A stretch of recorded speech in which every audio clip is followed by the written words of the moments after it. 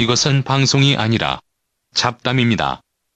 우리나라 시사 문제를 주제로 벌이는 아무 말 대잔치이니 필요하신 분들만 들으세요. 어제 북한 미사일 얘기를 했었는데 ICBM이라고 발표를 해버렸네, 북에서. 그것도 당일날. 이례적이지 않나? 보통 다음날 정도 발표하는데. 아, 원래 그날 오후에 발표하잖아요. 아, 그랬나? 요즘은 그렇게 하나? 아니, 통상 그렇게 하지 않았나? 근데 뭐 조선중앙통신은 오늘 또 다시 뭐 공식적 실험 결과 이런 걸 발표를 하긴 했던데 막 상당히 자세히 이제 어제는 그냥 ICBM이었다. 로 끝냈고 오늘은 김동엽 어떤 교수가 실험을 했는지 계속 발렸죠, 완전히. 왜? 아, 저는 북한이 김동엽 교수의 페이스북을 이렇게 좀 검토를 하나 봐요. 오, 그 정도예요. 태북에 왜 급하게 KTX 타고 가는 길이라고 하면서 막 썼잖아요. 근데 별거 없다. 왜 발표 내용이 별로 없더라. 그러니까 아마 북한에서 본 것 같아요. 어쭈 이거 봐라. 하면서 이제 그다음에 긴급 발표 해가지고 짜자작 나오더라고. 김동엽 극동연구소 경남대 극동연구소 교수인데 상당히 북한 무기에 대해서 전문가더라고요. 근데 진짜 이번에 구체적인 내용이 없는 걸로 봐서 별거 아닌 것 같다라고 했다가 바로 발려버렸네. 아무튼 이번에 액체 로켓이고 대륙간 탄도 미사일이고 2단 로켓이었고 최대 고도가 얼마였죠? 28,000? 28,000km까지 올라갔고 2,800. 2,800. 동그라미 하나 붙어버렸네. 2,802km라고. 네. 그 다음에 이제 수평거리는 900 얼마 33km 날라갔다고. 수평거리는 사실 뭐 큰 의미는 없는 것 같고 최대 고도가 지난번 화성 12형에 비해서 거의 한 7,000km 더 올라간 거죠. 700km. 아, 동그라미 하나 자꾸 붙지? 그래서 보통 고도에서 뭐 3-4배가 뭐 사거리다 이렇게 보는데 그건 맞는 건가? 그건 아마 좀 복잡할 거예요. 그 계산 자체는. 그걸 제가 어떻게 설명할까 해가지고 통상 가장 통속적인 방법을 생각해봤어요. 드디어. 예를 들면 아파트 20층을 한번 걸어 올라갔다가 내려와봐요. 얼마나 힘들겠어요. 그렇게 가는 거랑 그냥 평지를 100m 걸어가봐요. 평지를 그냥 가는 게 훨씬 편하잖아요. 그렇죠. 네, 그래서 저는 이거 어떻게 설명할까 하다가 이 방식이 제일 좋은 것 같아요. 그래서 2,800km 올라갔다가 내려오는 거면 그 정도 내려가는 거면 뭐 8,000km, 9,000km 옆으로 가는 거는 문제 없다. 이렇게 볼 수 있지 않을까. 보통 언론에서도 뭐 8,000, 9,000 이야기를 많이 하는 것 같더라고요. 그렇죠. 뭐 교수들이나 이런 사람들도. 그러면 이제 최대 LA까지도 사격권이 된다. 미국 서부가 이제 사격권이 된다. 뭐 시애틀 뭐 이런데 서부 공방까지. 야, 시애틀 사는 사람들이 이제 전부 다 불안해서 어떻게? 뉴욕으로 이제 가요. 뉴욕으로. 이게 원래 대륙간 탄도 미사일이라는 게 대륙과 대륙 사이를 넘어가면 대륙간 탄도 미사일인 거잖아요. 그래서 원래는 이제 소련과 미국 사이에 이렇게 왔다 갔다 아시아와 아메리카 대륙을 왔다 갔다 한다고 해서 대륙간 탄도 미사일인데 그래서 이제 사실 사거리가 딱 규정이 있었던 건 아니고 근데 요즘은 이제 한 5,500 정도 이상이면 그냥 ICBM으로 쳐주는. 근데 이게 북한이 그동안 ICBM을 쏜다 그러다가 이번에 드디어 이제 쏜 거잖아요. 드디어 쐈는데 다른 미사일하고 ICBM하고는 차이가 있나? 이제 미국 본토를 타격을 하니까 그 부분이 가장 큰. 멀리 날아가는 이런 거 아닌가요? 미국 본토를 직접 타격한다. ICBM을 그 이번에 뉴스 보니까 6번째 개발한 나라다 이렇게 보더라고요. 그러니까 지금까지 5개가 있다는 거예요. 근데 5개가 나는 약간 황당했는데 러시아, 미국, 중국 이건 뭐 당연한 거고 인도, 이스라엘을 꼽더라고요. 네. 영국과 프랑스가 아니고. 네. 영국, 프랑스는 빠지고. 영국, 프랑스는 잠수함 SLBM 가지고 있잖아요. 그러니까 거기가 ICBM을 아예 개발한 적이 없나? 그냥 시작부터 SLBM만. 같은데 SLBM이 그 정도 날아가니까. 네, 프랑스는 자기 국내에 핵무기가 없대요. 네, 다 잠수함에 태워서 전부 다 이제 잠수함 태워서 그래서 그 나라는 모든 이제 전략 탄두는 다 SLBM으로 이렇게 전환했다 그러고 그래서 대륙간 탄도 미사일을 이제 보유하고 있지 않다. 왜냐하면 잠수함은 구태여 이렇게 장거리가 날아갈 필요 없이 잠수함이 돌아다니니까 그쵸. 그냥 중거리 미사일 정도 사이즈로 타격이 가능하니까. 그래서 실제로 보면은 뭐 대륙간 타격이 가능한 나라들은 7개 나라가 되겠고 이건 대체로 다 유엔 안보리 상임이사국들 여기에 이제 이스라엘이 끼어들어 있네. 인도도 있고. 네, 어디 밥상에 똥파리 하나 끼어들어오는 것처럼 이스라엘이 중간에 끼어들어 있는데 이게 이스라엘이 자체적으로 개발한 걸까? 아니면 미국 애들이 뭐 공동 중국과 개발했겠지. 할 땐 미국 애들이 줬다고 치면 인도 정도? 네. 그런데 이스라엘은 대륙간 탄도미사일이 왜 필요하지? 그 중동 어차피 중동 지역에서 전쟁하는데 중동 지역 중거리로 충분하잖아. 대륙간 탄도미사일 왜 필요할까? 희한하네. 미국이 준 거면 미국이 필요하겠지 않을까? 미국이 필요해서 줬나? 나 유사시에 이스라엘에서 소련 공격하려고? 뭐 아무튼 그래서 이 세계 전 세계에 몇 안 되는 나라들이 가지고 있는 ICBM을 갖게 됐다. 그래서 군사적으로 상당히 이제 레벨이 올라가 버린 거죠. 그래서 미국의 언론들도 보니까 반응 자체가 게임 체인저 이런 말을 하더라고요. 그러니까 이 상황 자체를 이제 완전히 근본적으로 뒤바꾸는 무기가 됐다. 무기를 갖게 됐다. 뭐 이런 거고. 일단 트럼프는 뭐 경로를 했다. 뭐 맨날 이 사람은 맨날 경로를 하니까. 그리고 뭐 더 강한 제재와 압박으로 뭐 해보겠다. 그러는데 될까? 더 강한 제재와 압박. 근데 뭐 트윗에 날리기는 뭐 전혀 아무렇지도 않은 듯이 날렸잖아요.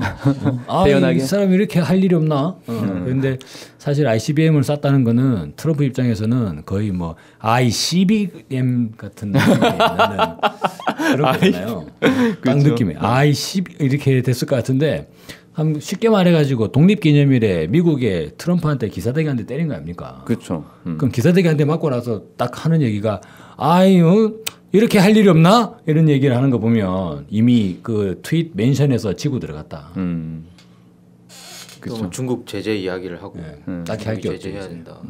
예전에 부시 행정부가 이라크 정부를 쳐들어가거나 아프간 사태를 이제 뭐 대응하던 이런 양상을 보면 이 정도 되면 뭐 딴 거 할 것도 없어요. 그냥 바로 군부대 투입해가지고 싹 정리시켜야지. 일단 폭격. 예. 일단 폭격 시작하는 거 아니에요? 그럼 뭐 곧바로 이제 그런 거 진행하는 건데 트윗에서 이렇게 뭐 이런저런 얘기를 하는 걸 보면 사실 미국의 대응 수단이 마땅치 않기 때문에 예, 별거 아닌 것처럼 이제 허세를 부리는 거 아니냐. 미국 언론들도 지금 이제 대응 카드 쓸만한 게 없다. 이제 큰일 났다. 뭐 이런 게 이제 대체적인 반응이더라고요. 이번에 문재인 정부는 대응을 했잖아요. 현무 EA 미사일. 한미 공동으로 한 것 같은데. 그다음에 에이테킴스 한미 연합 훈련을 했더라고요. 그래서 이걸 유사시 적 지도부를 정밀 타격할 수 있는 능력을 과시했다. 나 이거 왜 하는지 모르겠어. 괜히 쪽팔리게. 한쪽에서 대륙간 탄도미사일 쏘고 좀 있는데 쪽팔리잖아 좀. 사거리 300km 탄도미사일 쏘고 있어 지금. 이건 좀 가르치면서 해야 되지 않나? 네. 그리고 난 되게 웃겼던 게 뭐냐면 에이테킴스를 같이 쐈단 말이에요. 그래서 명중을 시켜서 뭐 정밀 타격할 수 있다라고 하는데 에이테킴스 자체가 원래 정밀 타격 미사일이 아니잖아요. 이게 정밀 타격이 아니죠. 자탄이 뭐 그 수천 개 들어 있어가지고 네. 쫙 슈루탄이 터지는 거잖아요. 쉽게 말해서. 그것도 뭐 개발된 지 한 30년 되는 거. 네. 네, 되게 오래된 미사일이에요. 축구장 4개 면적을 초토화시키는 뭐 그런 이제 이거 근데 원래 불법 무기 아닌가? 원래 자탄 들어간 무기는 유엔에서 금지하는 걸로 알고 있는데. 근데 뭐 지금 자탄 들어가는 거 북한이 다탄도 ICBM 개발하고 있다 이런 얘기 막 나오잖아요. 중앙일보에서. 그것도 자탄 들어가는 건데. 와 그걸 근데 자탄이라고 할 수 있나? 자탄이죠. 네. 자탄이 다 핵탄두라서 문제가 되긴 하는데 아무튼 뭐 대응하는 방식이 너무 좀 옹졸하지 않나 이런 생각이 좀 민망했죠. 사실 이거 안 하는 이만 못한 꼴이 돼버렸는데. 그래서 뭐 ICBM 이제 북한이 진짜 가진 거냐 이런 이야기들이 많은데 오늘 보니까 조선중앙통신에서 발표한 거는 보통 이제 ICBM 하면 재진입 기술 그리고 뭐 소형 핵탄두 이런 이야기를 하는데 좀 약간 의아했던 게 발표한 걸 보니까 이 대형 중량 핵탄두에 장착이 가능한지 이런 걸 실험했다고 하는데 이건 또 뭔가 핵폭탄 큰 거 실으려나 전략 탄두를 싣는 거죠. 그러니까 이제 소형 핵탄두를 개발하는 이유는 전술상 활용도를 높이기 위해 가지고 소형 핵탄두를 개발하는 건데 대형 핵탄두는 이제 말 그대로 파괴력이 강한. 근데 보통 대형 핵탄두면 멀리 안 나간다 이런 이제 보통 이야기를 하잖아요. 뭐 로켓가 좋으면은 멀리 보낼 수 있죠. 그래서 그걸 개발했다는 얘기 같고 이렇게 되면은 사실 뭐 샌프란시스코나 이제 시애틀에다가 뭐 핵미사일을 쏜다고 할 때 히로시마급의 몇 배, 이런 이제 핵탄두가 날아가는 상황이 되죠. 그러면 전쟁 승패를 좌우하는 이런 양상으로 가는 거니까 미국 입장에서는 야 제발 좀 어떻게 해요? 빗겨 맞아 가지고 네바다 산맥에 떨어져라라고 이제 바람을 하겠는데 네바다 사막에 떨어져도 이제 캘리포니아가 날아갈 수 있는 그렇게 가면 이제 미국 입장에서는 사실 전쟁을 결행할 수가 없는 거니까. 내가 볼 때는 이번에 그 미사일을 한 번 더 쏠 것 같긴 한데 뭐냐면은 2단 미사일이란 말이에요. 근데 보통 ICBM 만들 때 3단으로 만드는 경우가 많거든요. 2단도 있긴 있는데, 그러니까 그 원래 3단으로 만들었을 때가 로켓 효율이 가장 좋다고 하더라고요. 가장 적은 연료로 가장 멀리 날아갈 수 있는 게 3단이라고 하는데 2단으로 만들었어요. 그리고 그 이전에 화성 12형은 아예 1단이었잖아요. 아예 단 분리 자체를 안 하는 거였고.